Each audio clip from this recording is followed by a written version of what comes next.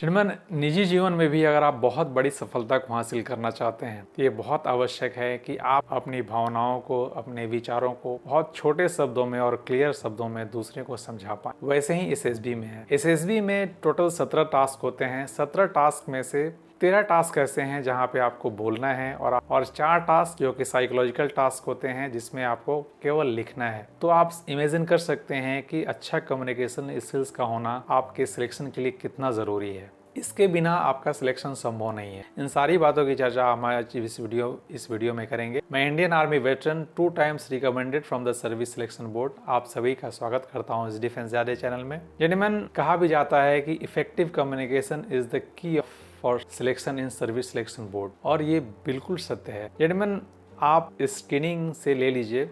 Day 1 जैसे ही आप report करते हैं, स्क्रीनिंग के लिए आपका OIR टेस्ट होने के बाद आपका PPDT का टेस्ट होता है। PPDT में आपको बोलना है, स्टोरी को नरेट करना है, फिर आपको ग्रुप डिस्कशन में पार्टिसिपेट करना है। फिर आपको सेकेंड डे होता है साइकोलॉजिकल टेस्ट, जिसमें आपको टैट, वैट, SRT और ST जिसमें आपको लिखना है, ठीक है। फिर थर्ड डे जो आपका शुरू होता है GTO टास्क, जिसमें आप ग्रुप डिस्कशन जिसमें आपको बोलना है, ग्रुप प्लानिंग एक्सरसाइज जिसमें आपको बोलना है, उसके बाद आपका लेक्चरिएट जिसमें आपको बोलना है, हाफ ग्रुप टास्क में आपको बोलना है, कमांड टास्क में आपको बोलना है। उसके बाद आता है आपका इंटरव्यू में भी आपको बोलना है। फिर लास्ट आपका आता है कॉन्फ्रेंस डे के दिन भी आपको बोलना है। तो आप समझ सकते हैं कि ये कितना आवश्यक है। अगर आपकी अच्छी कम्युनिकेशन स्किल्स नहीं है तो आप you cannot imagine for your selection, ठीक है।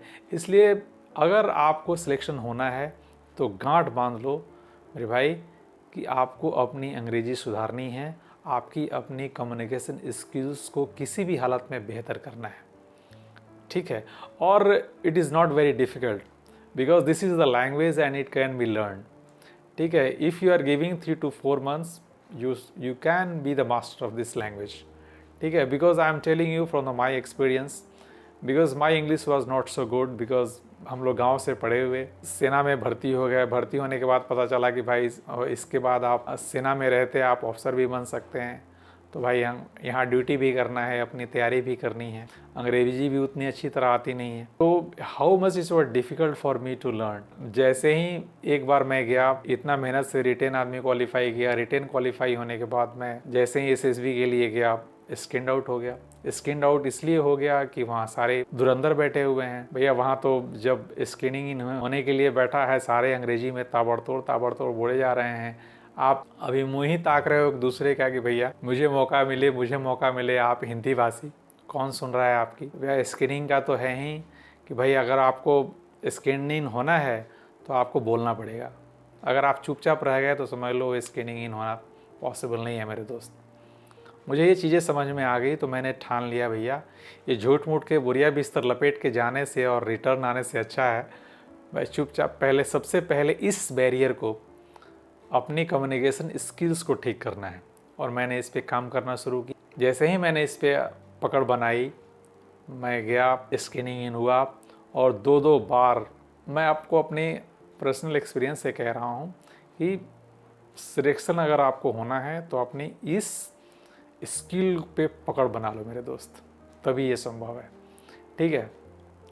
तो मैं अपने कुछ आपके पर्सनल एक्सपीरियंसेस शेयर करूंगा जिससे अगर आप अप्लाई करते हैं तो डेफिनेटली आपका कम्युनिकेशन स्किल्स बहुत अच्छा हो जाएगा। तो नंबर 1, सबसे पहले अपनी वर्ड पावर को बढ़ाओ। रोज़ एक नई कॉपी बनाओ, उसमें 10 वर्ड मीनिंग रोज़ नए जो निजी जीवन में हम लोग इस्तेमाल करते हैं, आप उसको लो और उसको याद करो, ठीक है। उसके बाद आप न्यूज़पेपर लगा लो। न्यूज़पेपर में आप देखो कि सेंटेंस का फ्रेमिंग टाइम्स ऑफ इंडिया होता है और हिंदुस्तान टाइम्स जो होते हैं उनके लैंग्वेज इजी होते हैं।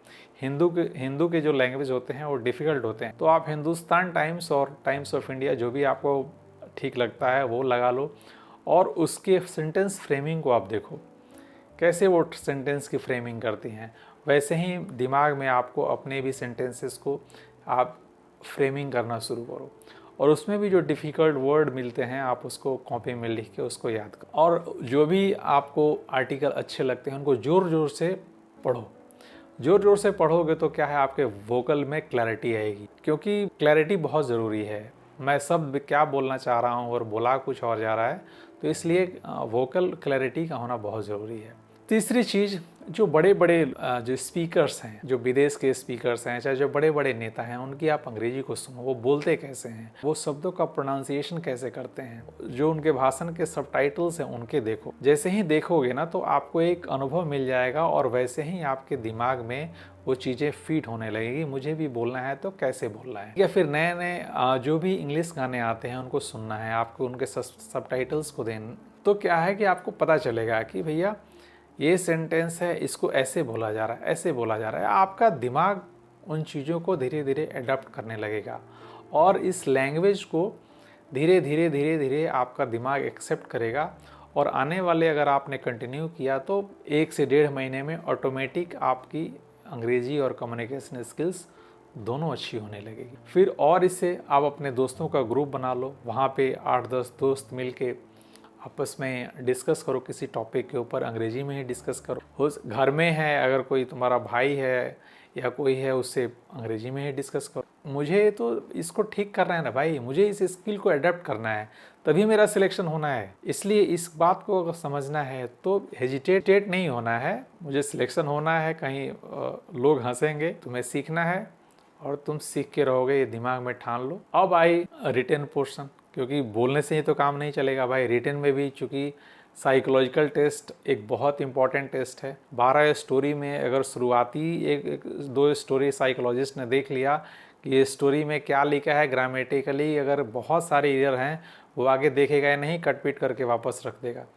तो फिर आपका सिलेक्शन कैसे होगा। इसलिए आपको रिटन में भी आपकी ग्रामेटिकली एरर बहुत कम होनी चाहिए या ना के बराबर होनी चाहिए, क्योंकि बोर्ड ये फील करता है कि कल को इस लड़के को अफसर बनना है, इसको सारे लेटर्स अंग्रेजी में इसके पास आएंगे, इसको लेटर्स का ड्राफ्ट करना होगा, अपने सीनियर ऑफिसर्स को ब्रीफिंग करनी होगी, ठीक है, ये फॉरेन में सर्व करेगा, इसको अंग्रेजी नहीं आएगी, इसकी कम्युनिकेशन स्किल्स अच्छी नहीं होगी, तो ये कैसे कर पाएगा। ये बोर्ड आपसे उम्मीद करता है कि भैया आपकी कम्युनिकेशन स्किल्स, चाहे वो रिटन हो चाहे वो आपकी स्पीकिंग हो, दोनों अच्छी होनी चाहिए, तब आप अपने सिलेक्शन का भाई हिसाब किताब रख सकते हो। तो before going to the SSB I request you have to command on this skill, और इट्स नॉट वेरी डिफिकल्ट। 3-4 महीने बहुत हैं, अगर आपने फोकस कर लिया तो आप इसे सीख सकते हो, आप और इसके मास्टर हो सकते। अगर आप वीडियो पसंद आई है तो वीडियो को लाइक करें, चैनल को सब्सक्राइब करें, अपने दोस्तों और रिश्तेदारों में शेयर करें, जो भी एस्पिरेंट्स डिफेंस में अपना करियर बनाना चाहते हैं वो इस चैनल्स का और मेरे अनुभवों का वो लाभ ले सकें। ठीक है, थैंक्स फॉर वॉचिंग। जय हिंद, जय भारत।